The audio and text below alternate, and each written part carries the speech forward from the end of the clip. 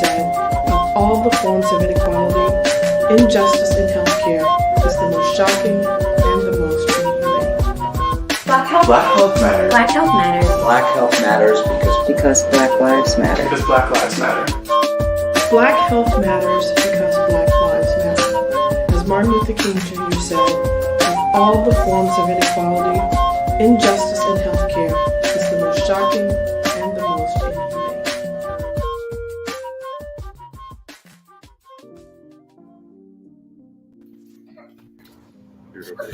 Good evening, everyone. Good afternoon. We're with another great evening with the man, the myth, the legend, D.Moss, and our new guest, first-time guest, amazing guest today. And we're at Blk Health. All right, every Wednesday we're giving you guys new information about Black health, different areas and modalities, whether it be holistic, allopathic, whether it be diabetes to cancer, whatever it is, we're giving you information about Black health and how we can help you change your trajectory of your life when it comes to health. So we have none other than Veganish Foodies here today, okay? And if you're from Springfield, I know you've experienced them in one other facet or another. You know what I mean? They're everywhere. And so...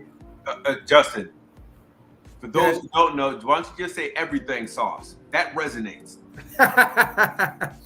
There you go. We're gonna get there. Yeah, everything sauce. They got both. They got shirts today. I know they got a whole lot more. When you say everything sauce, then people go, Oh, that's exactly. I swear that's exactly what happens. Every time I'm like, Lamont in there or India, they be like, everything sauce. Oh yeah.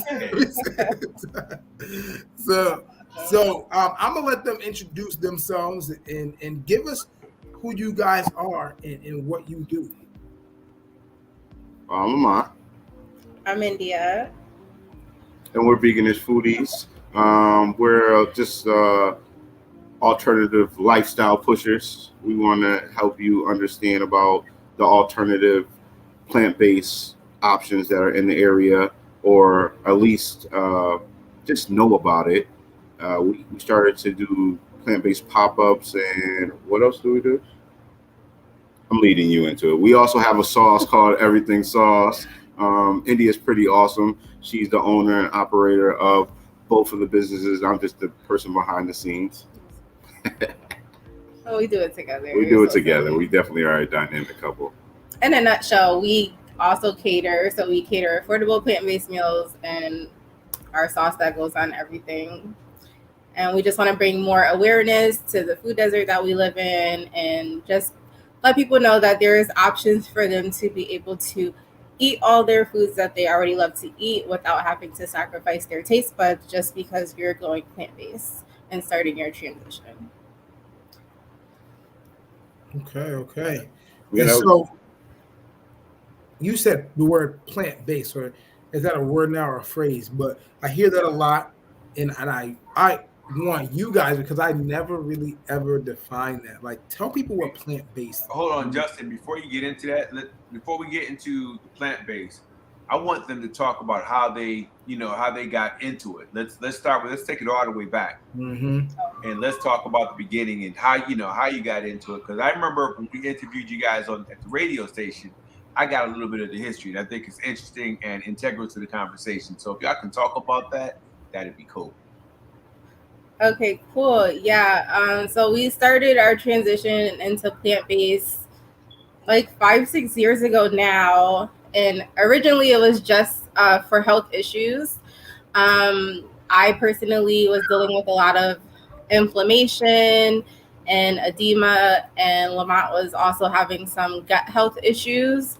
So me, myself, I have a background in the medical field, like 15-year plus background. So going the traditional route of going to the doctors and not getting any relief, only getting prescribed medications without being diagnosed properly or getting to the root cause was starting to become very frustrating. So we kind of just took our health into our own hands and started to do some research and development so that we can participate in our own rescue as far as healing ourselves back to health. So that's how this whole thing got started. Yeah, and I was pretty adamant in the fact that for my kids and for me, I never seen anybody that looked like me that was plant-based. I guess once you immerse yourself into the lifestyle, eating plants or just eating vegan, then you start to see more people that look or are similar to your environment. So that's kind of where I want to start to, because I've never seen a black cook that was cooking vegan. Then when I travel out of the state, that's when I start to see more restaurants, more black cooks. And then I started to recognize that they are around locally. They are around because I was immersed into the scene. So. Okay. And so during that transition, so how was it, that transition from what would you call it? Maybe I'll call it standard American diet to now eating or kind of carnivore based to now more plant based. How was that transition? Well, I think that at the beginning it was trial and error. We came from watching Dr. Sebi online, right, and paying attention to his trainers and his teaching. Then, as a Black man thinketh, we were kind of going through a couple of different books that were 30 days of this or 30 days of that, trying to self-heal ourselves or replace different foods that we found. Like for me, it was like gut food. India was like stuff that caused inflammation. So we were just paying attention to our bodies for a little bit. And then we started to transition away from different food sources to see if that was the cause of whatever ailment we may have been going through or situation that was occurring. And we did notice a dramatic change when we stopped eating beef, for instance. That was like one of the first things we stopped eating. So now we're not eating beef and feeling a little bit lighter, you know. And then we transitioned into like stop eating chicken. Maybe that was the last thing, but we started doing like that little by little, just replacing our proteins, finding alternatives, even when we went to different restaurants. I think that's what started to fuel our fire too. We're going to different places to eat and we can't find the plant-based alternatives at all. So do you think it was a little different, or how did you feel? No, I think it was exactly what you said. It was definitely a lot of trial and error. It was a lot of us putting ourselves on our own challenge of like doing 14 days no fried food, 14 days no sugar, orange juice, or stuff like that, just to see how our body was reacting. And after doing that for a while, we started to realize that eliminating everything is not really like so beneficial. We needed to find something to replace it with. And just like Lamont was saying, we were struggling with that. So we started, our lifestyle brand, Veganish Foodies, to just educate people on the alternatives as we started to find them and venture out and learn more about them and where to find them. We just started sharing with the community, like, hey, we, found an alternative to this food category, that food category, and we're implementing it and we're seeing a change, just like how our bodies are reacting to them. And I think that just was like the beginning of our journey. And, we've been doing this for a couple of years now. So our motto is to help people heal themselves healthy by basically reducing and replacing instead of eliminating, like most fad diets, or, if you go to the doctors, they're going to put you on a lot of restrictions. And we just want to change that, that thought process when it comes to like getting excited about your health, that you don't have to eliminate and restrict yourself, that you can reduce and replace with healthier alternatives. So yeah, because leaning into the plant-based or more vegetable-like alternatives has been more beneficial.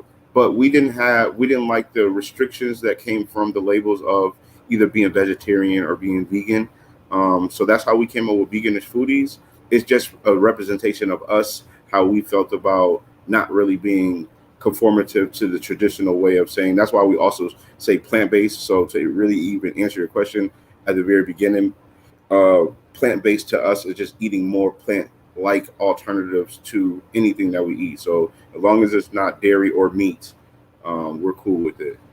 Oh wait, can I add to that? Of course. Okay, so to add to the plant-based question, we consider ourselves plant-based because we started our journey for our health versus like when you're a vegan, you start your journey for animals because you want to like help the animals or reduce the harm towards animals. Sustainability, yeah. Yeah, and I mean, like, we love the animals and we want to reduce the harm too, but our journey started strictly for our own personal health. So that's why we like to consider ourselves plant-based versus vegan. What you say from a cultural perspective? I mean, most of the vegans or veganish folks that I run across really don't give much consideration to the animals. It really has more to do with lifestyle change, diet change for health reasons. So, what is that pretty consistent with the folks that you have come across? Absolutely. Yeah, for sure. I mean, I don't want to offend all the dog and cat lovers out there and the people who fighting for the whales and the cows, but it's really about the diet change. And I tell you, and I think I've said it 1,000 times, because I think I had to wean myself off that everything sauce because it was kind of dangerous. How do you, I gotta, Justin, I'm gonna jump ahead a little bit. That the everything sauce, I'm just kind of curious about how you guys manage to get it to taste so good, because typically, Justin to tell you, Daryl don't do vegetables. Mm-hmm. But that everything sauce is all plant-based, correct? Correct. Yeah, buddy. How'd y'all manage to, the taste is just. We're foodies first. Is that veganist foodies? We're foodies first, man. We know about a good mambo sauce. We know about a good sabaz sauce. We know about a good barbecue sauce, hot sauce. So it's just a matter of our taste buds understanding that. But she's the inventor of it, so something had to hit her taste buds, and she was like, magic pop, bam, and it just came out nice like that. How many formulas did you play with? No, literally, Lamont's being facetious right now.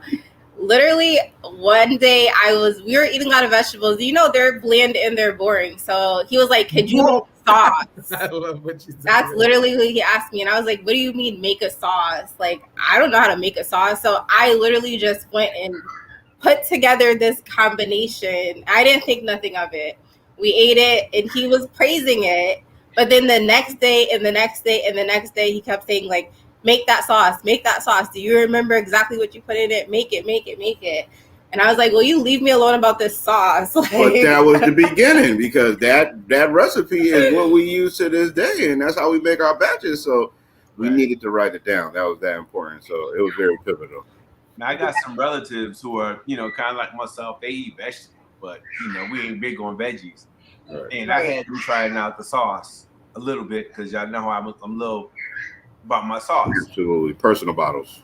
And I'm going to tell you, they had no idea that they were eating anything close to veganish or whatever the case may be. I don't know. Generally, we don't know what goes in sauces anyway. But when I told them what type of sauce it was, people started trying to dip their finger back on my bottle just to double check, because it's that good. And I'm going to tell you, Justin, just take note. If I could find some vegetarian recipes that are as good as that sauce, so I'm relying on veganish foodies, I could probably start eating healthy. Challenge accepted. Oh yeah, we got you. We got you. Yeah.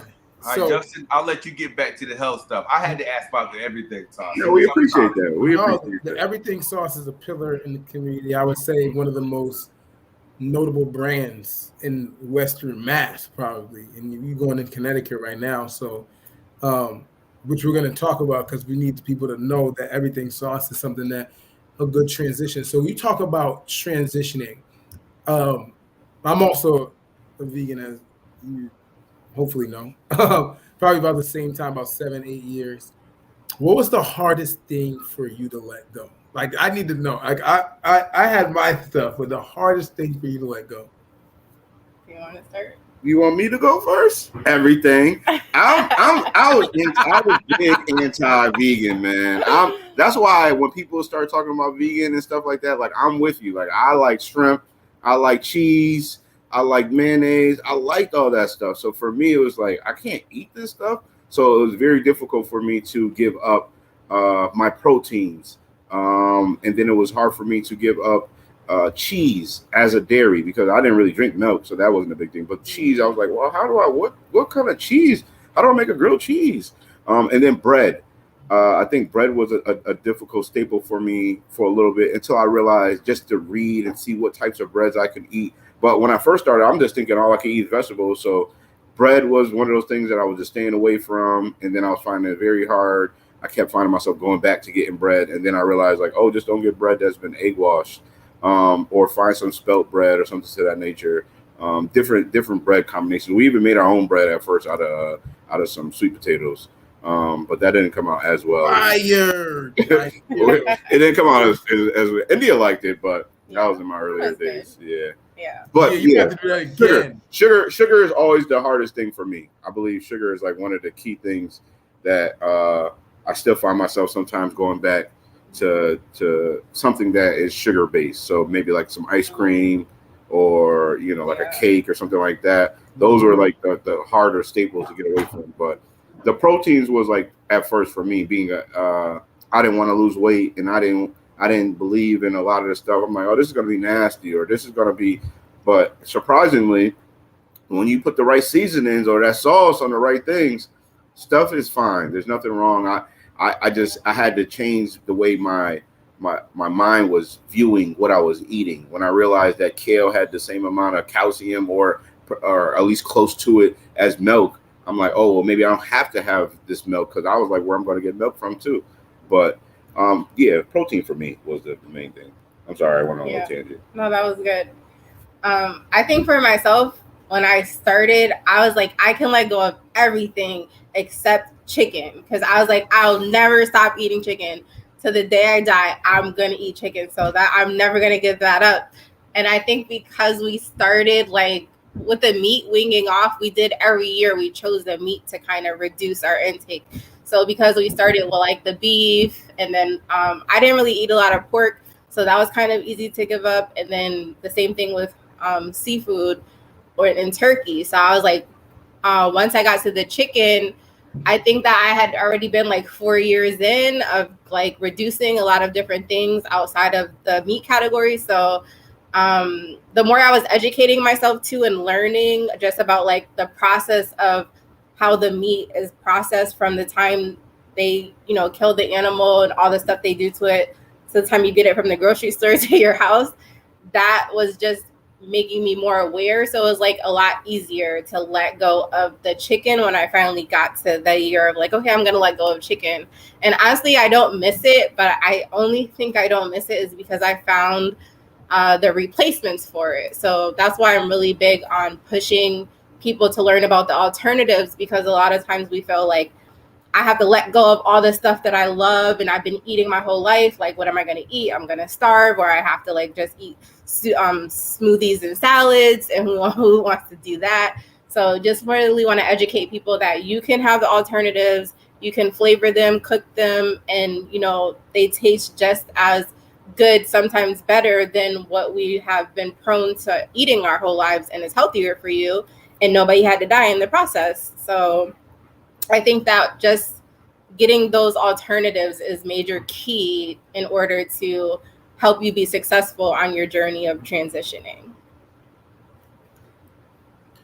I agree. I think a lot of people, and you guys do a great job at teaching people about the transition and what you can replace. I'm not a replace type guy. I'm a tyrant. I'm like, just eat grass. Right.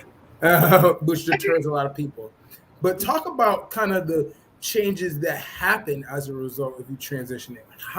What were some things that were notable that you felt while transitioning? Like with me, it was like just awareness. Like sometimes you feel like, okay, I've been asleep for a while then, because you're just aware of a lot more. But tell us kind of what was notable for you when it comes to your transition, as far as your health trajectory.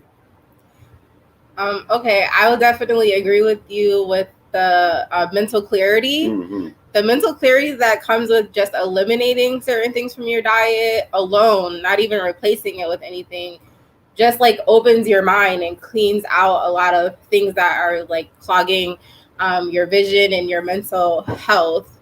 And then the more that you're educating yourself and replacing your body with more healthier stuff, your body just operates the way that it's supposed to. Things run smoother, you grasp things a lot quicker, and I feel like you start to become nicer. It's like the weirdest thing. But I think that when you're eating a lot of dead stuff, because we have like been programmed to be like, I'm eating fresh, or I'm eating healthy, or I'm eating organic, or whatever. But really, if your diet consists of a lot of things that are just like dead and full of preservatives, like that's how your mental like is going to be also. So a lot of things that you probably can't understand and relate to changes once you change the way that you're eating and clean up your body. So the mental clarity definitely is noticeable. And then with our health issues, a lot of the symptoms literally reduced to nothing or went completely away. So that was very noticeable within ourselves. And it was a very eye-opening for me, because in the healthcare, you know, it's just pushed medicine, get on all this medication. And if that's not working, get on another one. So I was very surprised by the fact that by simply changing what I'm eating would change symptoms that I was having without having to do like strenuous exercise, without having to put myself on crazy medications or starve myself. So that is why it's imperative for me to get people to open up their mind and get excited about health, because once you change what you're putting on your fork, everything just opens up for you. And it's an experience that I think that everyone should have. And the more that we are closed off, the longer it's going to take for us as a community to like get our Black health, you know, where we're supposed to be, without needing all these prescriptions from the doctors that we really don't need and just make us more sick over time. What about you? Me? Oh man. So I'm gonna tell you, look at my skin. My skin got I had like pimples and stuff. My skin got nice, man. My beard started growing in the spots that wasn't growing. I'm telling you, this vegetable stuff. I got hair. You know, I was bald. I had a bald spot in the back. I got a whole head of hair. No, I mean, I think eating right. There's hope, D. There's hope. Yes, I'm trying to tell you. I had another kid. I had a couple kids. And I just hold on now. You're telling me if I eat vegetables, I get my afro back? It's a possibility. It's definitely a possibility. You're gonna stimulate some stuff, not just your mind. Other things will be stimulated. Yes. And then I have another question. I know Justin, you talked about it, and then you mentioned it. So when you talk about the clarity and the ability to think, remember a little bit better, a lot of these things we attribute to old age. We're like, I'm getting older. I can't remember things the way I used to. And I'm listening to guys who are like, you know, people who are in their 40s, late 30s, 40s, early 50s. And I'm like, well, why is your memory gone? Well, you know, I'm getting old. So you're saying that your diet actually impacts your capacity to think, analyze, remember, and all that good stuff, correct? Absolutely. And understanding, you know, disclaimer, nobody here is, nobody's a medical doctor. No, this is all personal experience. This is over the last several years, at least since back 2016, when like you couldn't just go into the store and buy certain things. You had to really figure out what to eat, how to put things together, what's there. Like now it's nice. Now you can walk in the store, they got a whole little small section for you. We don't got no respect for these new plant-based people. We had to step up blue corn chips and water and be trying to make things up. You know how it runs. You can go to the store and buy alkaline water. We had to make alkaline water. We had to get the test. You remember the test strips? Yeah. It's a little different. It's a little different. Because when you walk into the store, if you don't know any better and you hit what you think is organic, some like from Monsanto means we just didn't add chemical MP54321. Right. Therefore, it's now, you know, FDA says cool, it's organic. So is it a little bit more scary now? Because now I'd be looking at everything sauces. I'm looking at all these other sauces that are supposed to be comparable, but you're legit plant-based. And because you're a local producer of this sauce and some of the other products you have, it's kind of like it's easier to hold somebody accountable if you find out that it's not what you think it is. So that's basically a cue for any of our viewers or listeners, because we'll be playing this back on the station anyways, just so they understand it's better to buy local and trust your local producers of the healthy alternatives. Does that make sense? Absolutely. Yes. Okay. For sure. I mean, I think that's a way that we kind of push our narrative anyway. We live this lifestyle. So we also promote this lifestyle that we live. So it's not something that we're not doing. We eat this sauce every day. We cook with this sauce every day. And we eat plant-based every day. And we don't eat meat. We don't eat dairy. Like this is, and I'm a 200-pound plant-based eater, right? So it's not like I'm skinny or underweight or anything to that nature. Like, so, I mean, I think it's just a fact of changing the narrative a little bit. Yeah. Trying to throw shots. Relax, bro. I'm sorry. I mean, we all strong. You strong? We strong, right? Don't listen to Justin. I'm 200 pounds right there with you. Except There we go, brother. There we go. Right. Right. Yeah. I think also people have to, like, it's a part of the process. So when you start your transition, the more that you become aware with that mental clarity, the more you're going to naturally want to dig in, and you're going to start being more comprehensive of looking at the ingredients, turning over the packages and seeing what's in it, learning the names of ingredients, because these companies are getting smart. And so a lot of them are catching on to the wave of like slapping plant-based on something or vegan, and then you turn it over and it has milk and cheese and eggs. And if you don't know that, you're just going off of the front. So you have to get more aware and start wanting to educate yourself on the ingredients and the different types of alternative names for the same ingredients, because these companies are keeping up, even though it may not seem like it. They're keeping up with the trends and what's going on because they just want the money. So when you're buying stuff, like you have the front basically is not for you. It's just to catch your eye to buy it. And then you got to turn around and look at the back to educate yourself and to see if that you want to make that purchase, if it's worth putting it into your body or bringing it home to your family. So that just comes with your journey though. Okay, which kind of leads me to, I'm going to jump a little bit to Veggie Fest. So my exposure into the whole veggie world is, again, it's the everything sauce. Everything else, if it ain't collard greens, Daryl ain't touching it. But then there's that everything sauce that makes you say, well, if this is good, there might be something better. So talk to me about Veggie Fest and the diverse array of vendors that typically come in. But let's go back to the beginning and let's talk about how and why that was started, where we're going with that, and why people should attend that so they can learn more about a healthier diet and lifestyle. Well, just to start, keep it simple, right?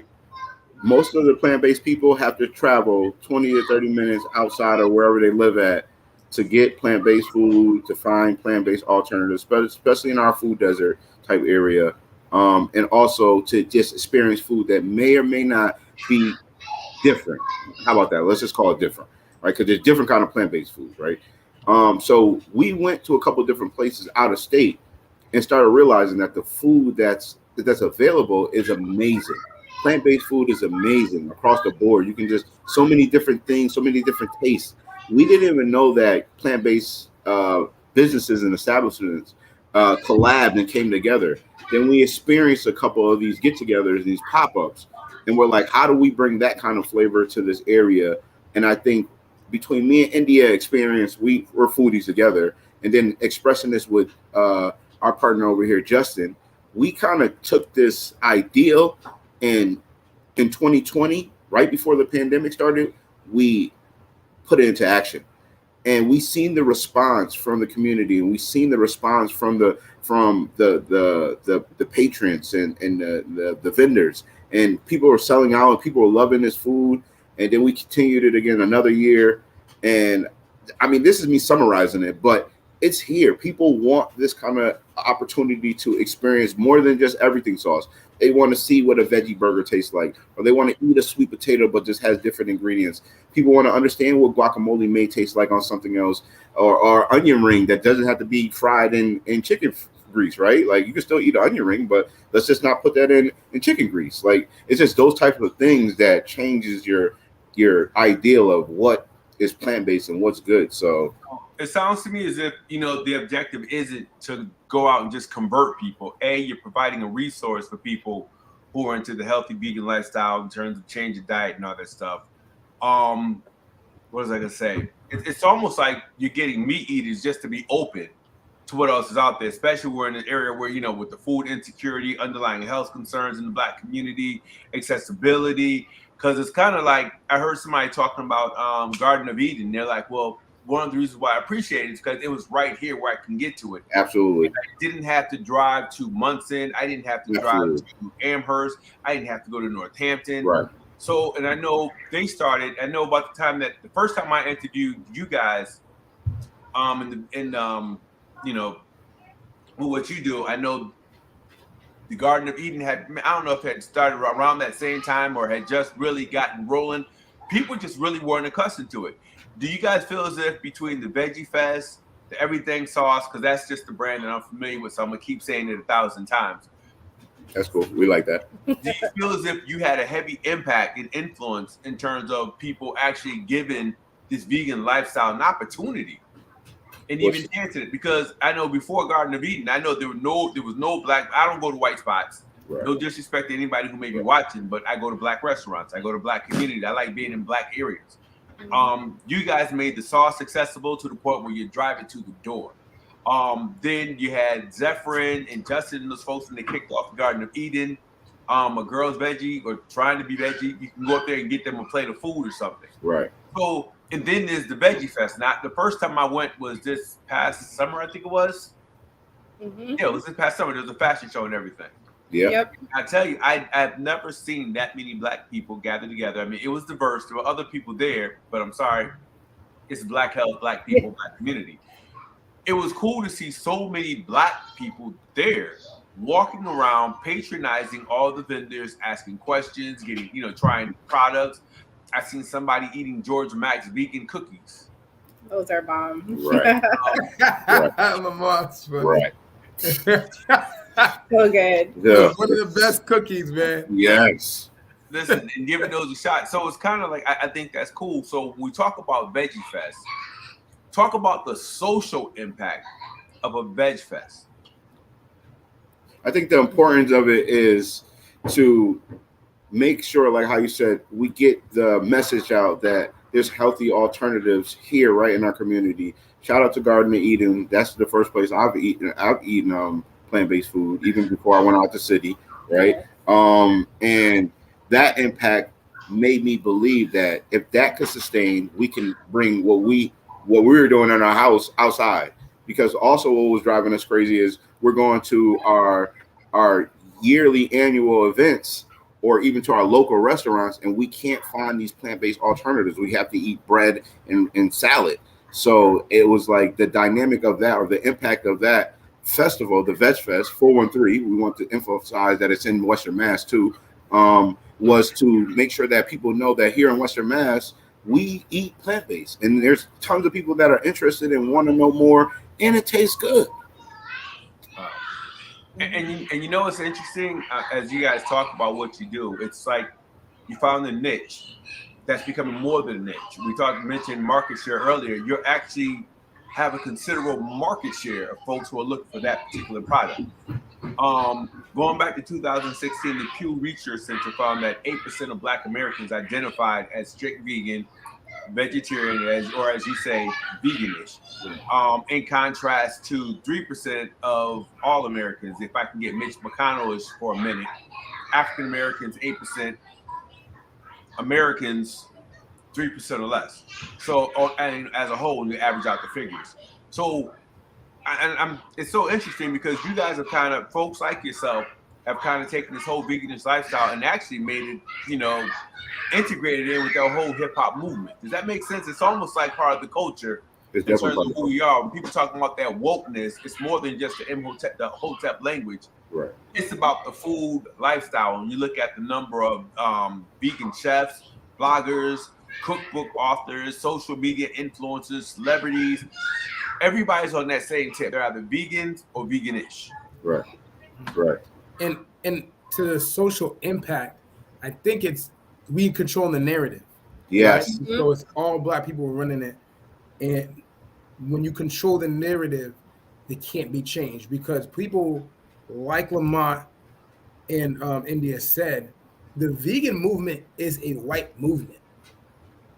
Primarily, in my opinion, when I looked at the history, is really Did you say it was a white movement? Yeah, the vegan, I love animals stuff. Yeah. That movement is a white movement. And so there's two different, there's categories to them, right? And so the vegan movement is really, when you're talking about animal rights, sustainability, stuff like that, that's a white person's movement that was in large part due to the fact that they really was fighting against their parents. Like every movement that we've seen, they really were fighting against their parents and want to make things more sustainable, all that good stuff, right? And so there's different categories of being vegan and then plant-based. And so when they come into the space, they try to change everything.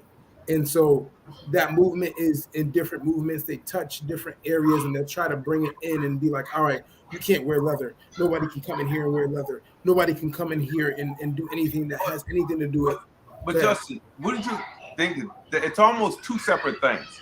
It's, for me, it's like, and I heard him say it's a movement.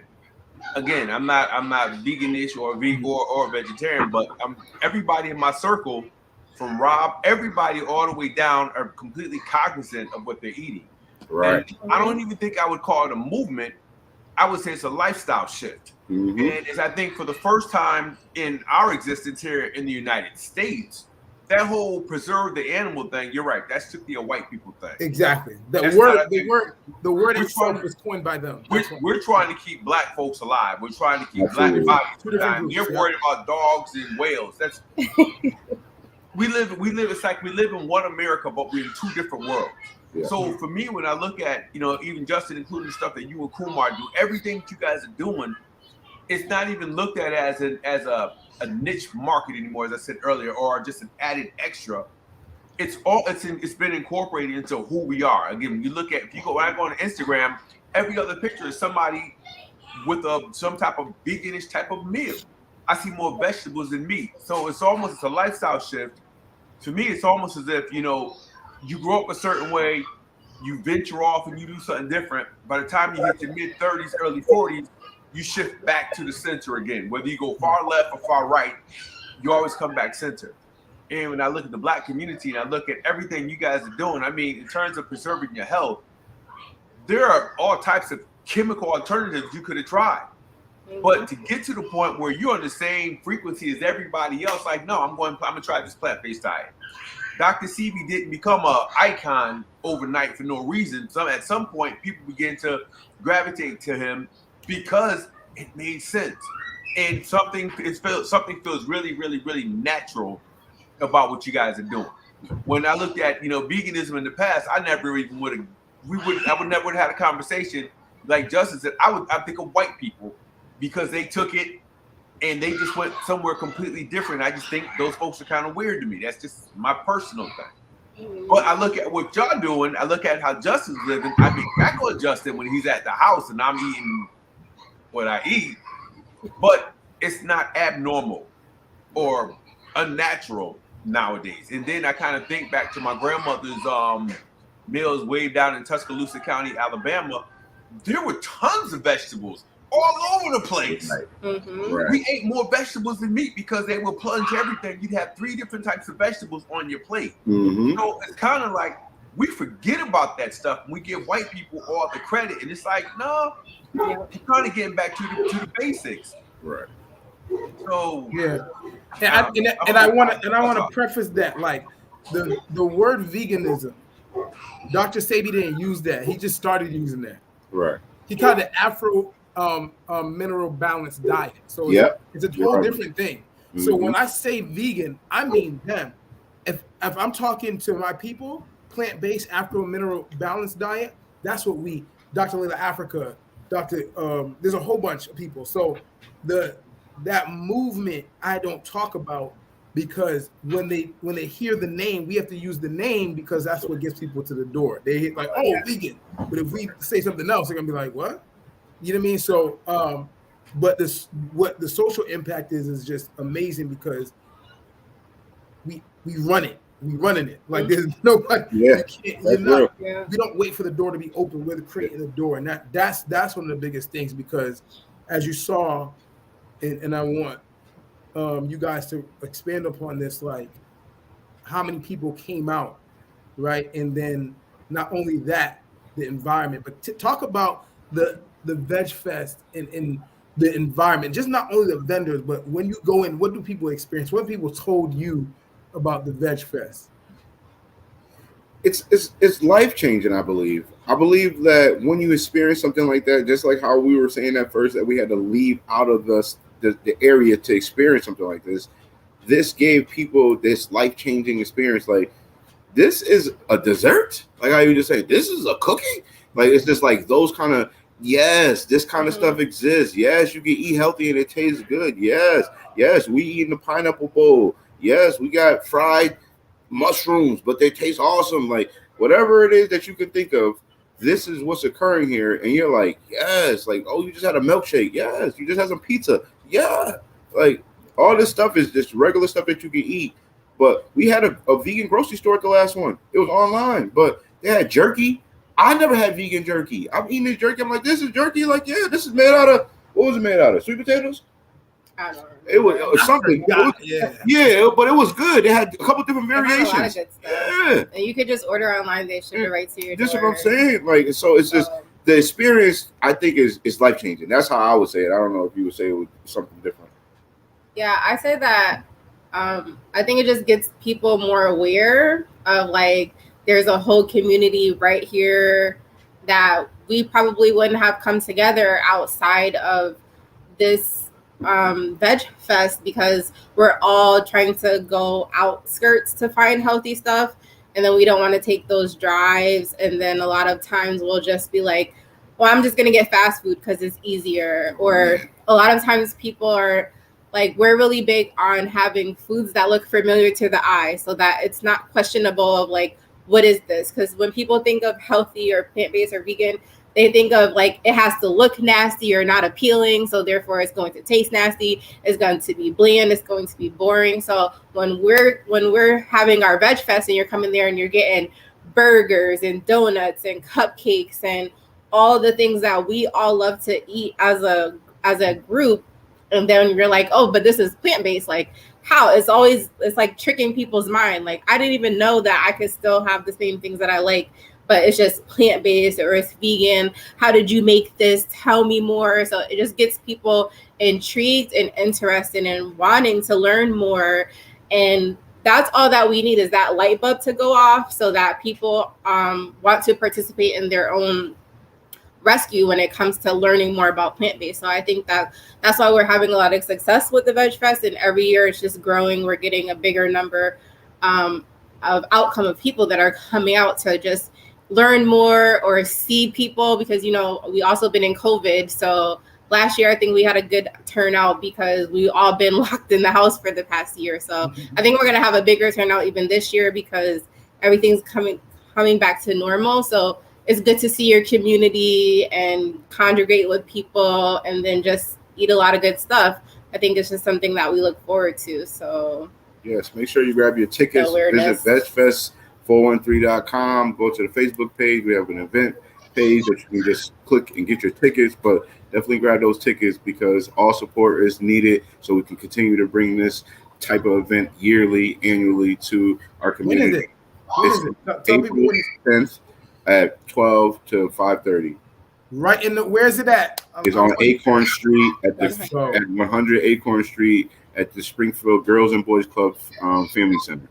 Right, so right in the community, right in the heart where we at. Mason strategically placed. Yeah, absolutely. And expand upon that just a little bit. You mean it's not a huge topic, but like you had it every single time in a place where it would be considered a food desert. Absolutely. We went from six corners And then we were just on Gasoline Alley. Yeah. Our journey. Right, our journey. Right, there you go. Yeah, So definitely. crazy. Yes, sir. And now we're gonna be right there on Acorn Street, in the community center. Yeah. And lock in, and we just lock it in with the community. That's the whole point. So definitely grab your tickets. The point of the tickets for us is so that we can clean, right? So we can provide different speakers. We're gonna have a speaker this year. So it's just like different things that we're bringing. Things So for the kids. different, yeah, of course. And kids are free, so bring all your kids. Yeah, absolutely. Yeah, we love the kids. Yes. Nice. And that's good for the kids too, because the earlier you introduce plant-based alternatives, the more success rate that you have. There, you're not growing up to be an adult like we are, where we were afraid of vegetables or saying like we don't like vegetables. Or I also like to say that it was hard for me in the beginning because I relate eating healthy to like trauma, like being forced to eat something that I didn't want to eat, or because it didn't taste good or it didn't look good. So then say that again. Say that one more time. Wow. Fire. Say that again. Fire. A lot of times with us in our community, we resonate eating healthy with trauma. So a lot of us were, we were beaten or sent to bed early because we didn't want to eat our veggies. And so then you become an adult and you are afraid of these things, or you are only exposed to the typical things, beans, string beans. But there's a whole plethora of different vegetables out there that you might not even learn about because you're so afraid of the things that you are forced to eat in this small category of different plant-based things. But there's like over 200 fruits and vegetables that you can implement into your diet, that you can change to make it into a meat alternative, or just season it the proper way to give it that meaty texture that you're looking for, where you don't have to have a meat. So I think that that's the importance of like getting in tune with yourself, being aware of things that you may relate trauma-wise. And even if it was like a learned lesson, new habits can change that into a new lesson. So I think that it's important for people to definitely start with their kids, even if it's a hard transition for you. Give it to your kids so that they're not going to grow up and struggle with implementing healthier stuff at a later age. And speaking, go ahead. You're probably going to allude to this. You guys have a two-year-old boss baby, right? Yes. Talk about it. Like, because people are, when I mean people, you could do 20,000 videos on how to help people have their kids eat more plant-based. Talk about it. Talk about struggles. Talk a little bit more about what you did as far as your 2-year-old boss baby and what she's eating. Most of the kids, I have 2 boys older than my 2-year-old, right?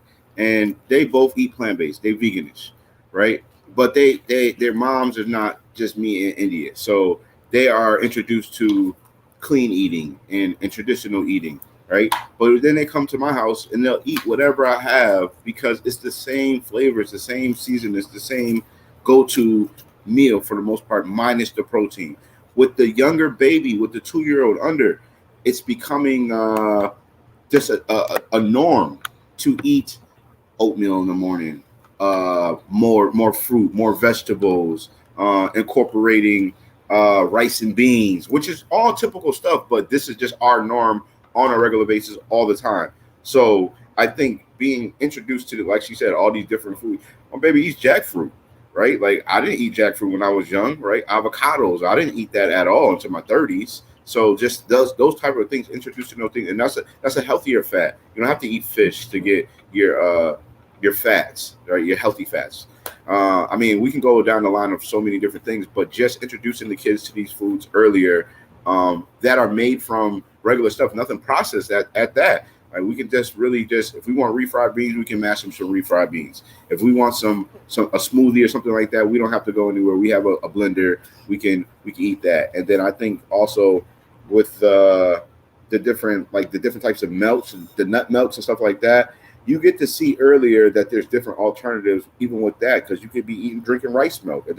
But that kind of stuff wasn't introduced to us earlier. Well, I was lactose, so I was introduced to lactose milk, but I didn't like that. So I still forced myself to drink chocolate milk and regular milk and deal with the consequences until I just didn't deal with that anymore. But I know my kids, now you have an alternative. You have these different alternatives that you can experience. So I think just at the younger age, it just introduces your palate and your mindset, and it opens the door to a plethora of different things that we probably weren't going to be introduced to. But now I'm 100% sure. Like, my son loves rice and beans. He doesn't like chicken. He said, I don't know. He said it tastes weird to me.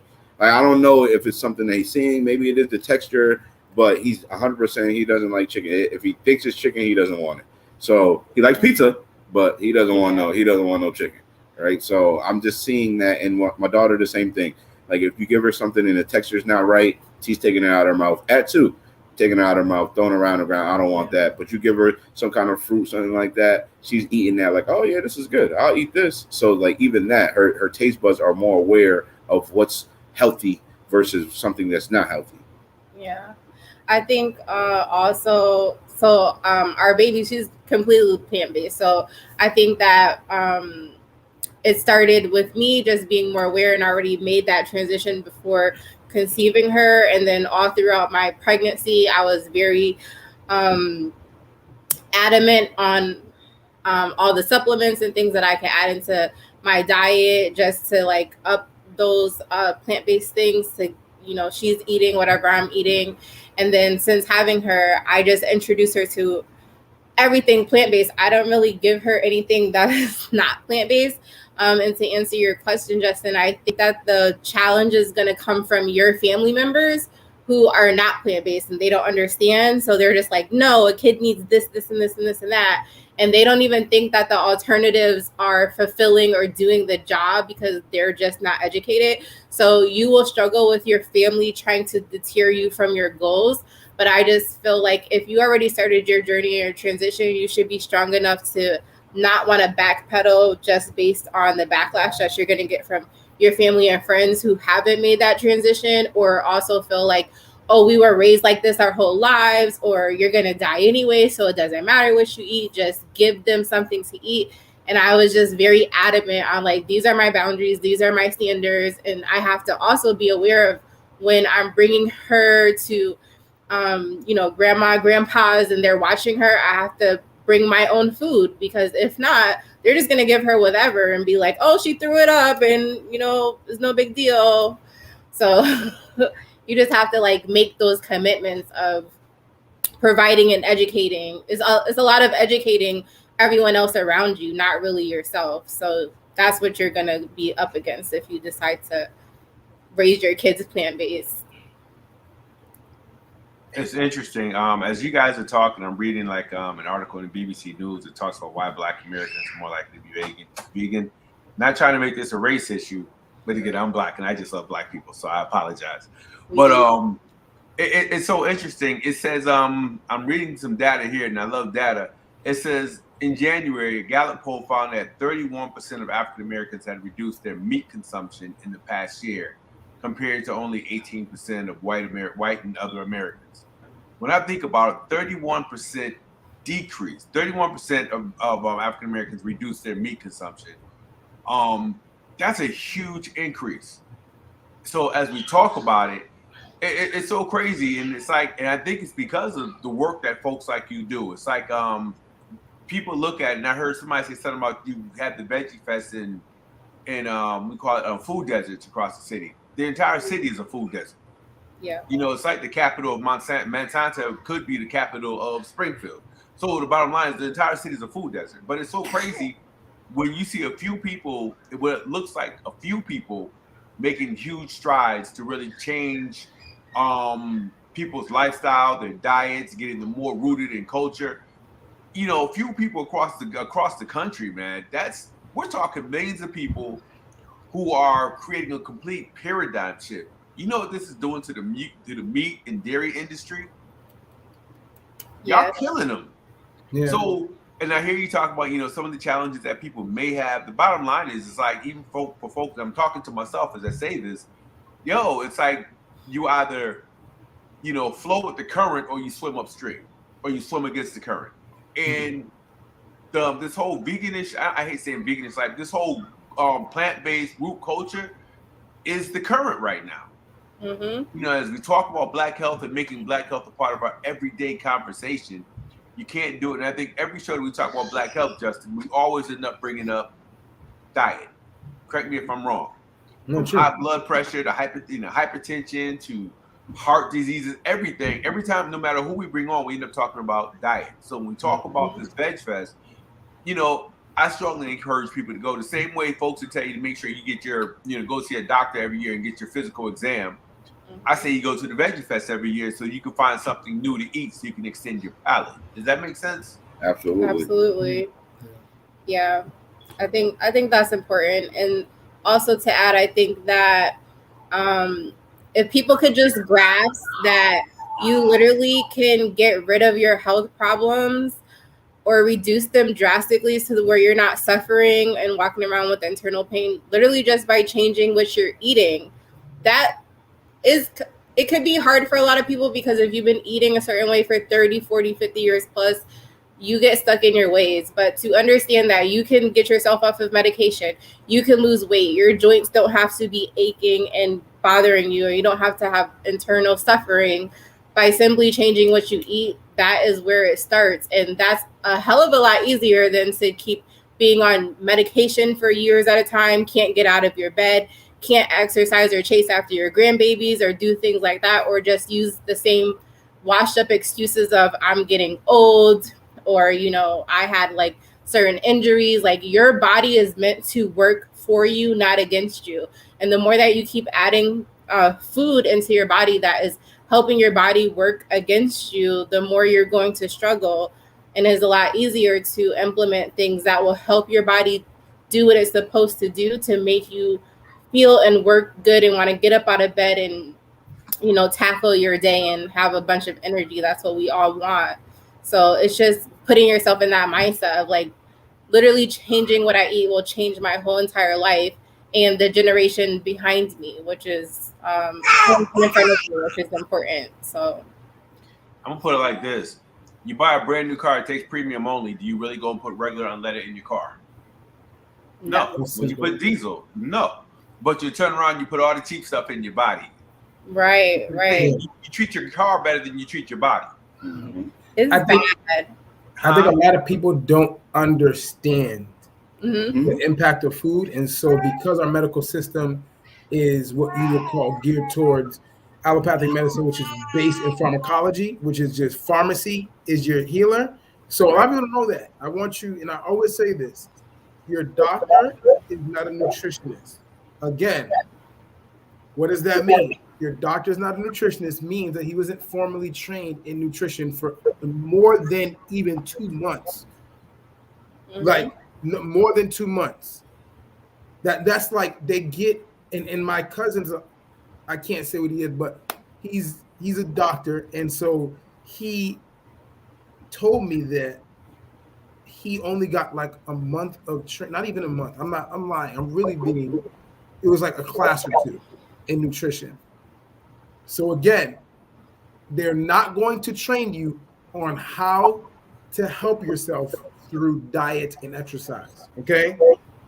And that's what we have to wrap our minds around. And why my doctor didn't say it? Because he don't know nothing about it. That's it. Right. That's or even if they know, they're not going to tell you. Yeah. And if you want to see your doctor less frequently, hey, right. You tell them that. If you want to see your doctor less frequently, eat better. Right. Eat better. For sure. It's that simple. If you want to see it, it's like my car. If I don't want to keep bringing it to the mechanic, then I would change my oil when I'm supposed to. I put the right type of gas in. It's no different than the human body. People, if you don't want to see your doctor, you disagree with your doctor vehemently on certain issues, eat healthy. You won't see him as often or her. Yeah. It's simple. Stop using the excuse that eating healthy is too expensive. It costs the same amount, if not more. You know the prices of meat right now is ridiculous.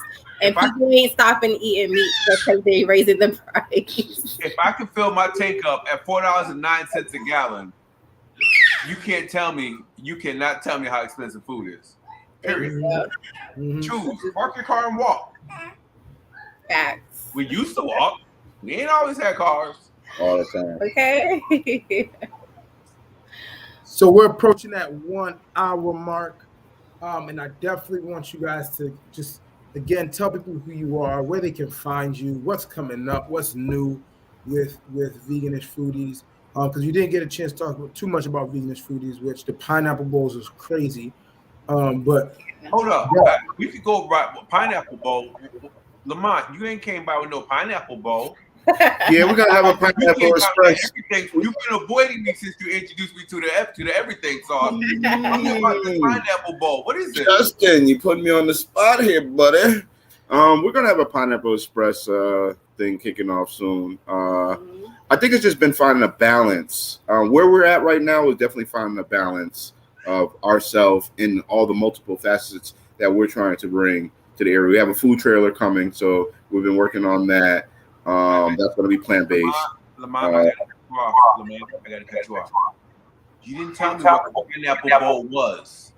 Oh, a pineapple bowl is like rice with different plant proteins on top with several different beans, some scallion, onions, and we put the pineapples back on top with the everything sauce on top. Crazy. Yeah, it's really good. Inside a pineapple. Inside a pineapple. Yeah, that's your bowl. That's your bowl. Can I order one of those without the onions? Absolutely. For sure. Man, we talking about plants. He said, can you take that out real quick? Yeah, get the onions out of here. We don't need onions. I hear you on that. I gotta try that without the onions and scallions. You need them onions, man. Now you can talk about the other thing. We'll just give you more kale on yours. Right. You ever had jerk kale? But yeah, so we're gonna have a food trailer, right? That's coming. We already wrote a book. We're gonna do a part 2 to our book, right? We have 7-day challenge for those who don't understand the transition. We offer this online, so that way you can get into the mix. We have a coaching program, right? And we offer catering for now. Those things are all tied in. If you go to coach.vfckitchen.com, you can tag into us and get to our coaching program, or you can just go to vfckitchen.com, and that's where you can find our menu to connect with us. We're all on social media, on Facebook and Instagram under Veganish Foodies. And then last but not least, we have the Vegfest 413, April 10th, on 100 Acorn Street in Springfield, Mass, from 12 to 5:30. And you can go to vegfest413.com to see all up and coming vendors and find the ticket information, or catch us on social media under the same thing, Vegfest 413. That's what we have going on right now.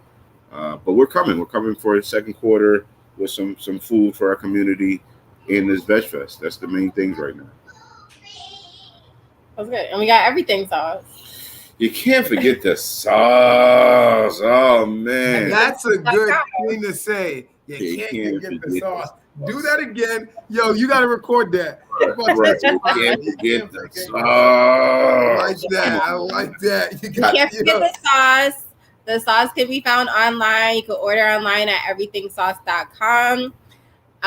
Also, if you're here in Springfield, it is now available at Dewey's Jazz Lounge. So they are serving it on wings there. So you can go there actually tonight, Wing Wednesday, and get 50% off the Everything Sauce wings. And they're going to have other food that they're going to be offering the Everything Sauce with. And then also, if you're in Connecticut, you can get it at the Russell Grab and Go. They offer 2 different Everything Sauce meals there. And you can always order online. We ship and we also deliver. What do they offer with everything sauce at the Russell?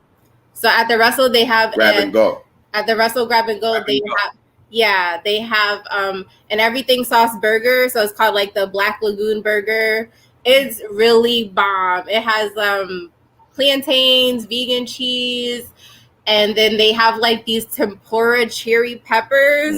I never had them before, but they're so good on the burger. And then you can also get an everything sauce combo meal, which comes with fries and everything sauce tenders. And it's really good. People, you can dip your French fries in everything sauce. Absolutely. Yes, they give you a whole size sample. Some people put on tuna fish sandwiches, and people are like, "No, you can't put it on all that." Yes, yep.